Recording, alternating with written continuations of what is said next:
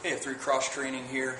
I just wanted to go over some simple programs that people do that they've been doing for years that we can change up a little bit, just make it a little bit more efficient.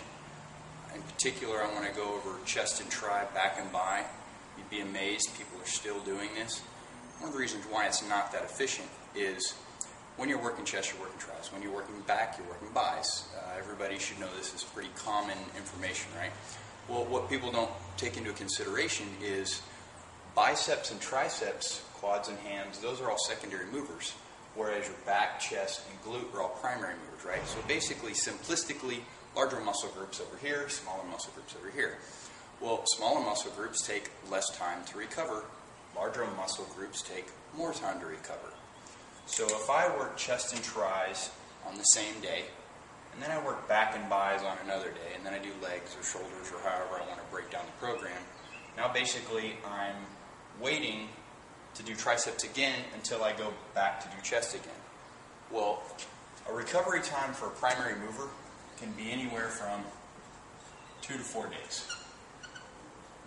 Alright, secondary mover, tops, you're looking at 1 to 2 days recovery.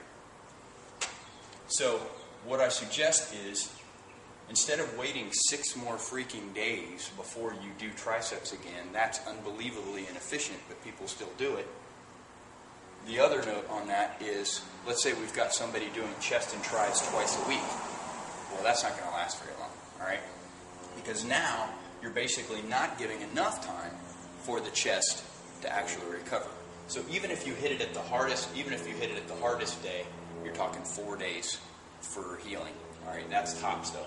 But even if it took 2, the overlap of that, remember, you can't decide exactly how long it's going to take. And if you're only getting a 2-day recovery time on chest, probably not doing as hard as you should anyway. So what I'm saying is switch those up. Simple as that. That way when you're doing chest, you're working tris. When you're doing back, you're working bis. Now you're doing back, you're working a little bit of bis. Then on your chest day, you're actually working bis again. Same thing with tris. Now you've got, during the week, 2 times where you're actually working on secondary movers. All right, and secondary movers, remember, only taking 1 to 2 days for healing.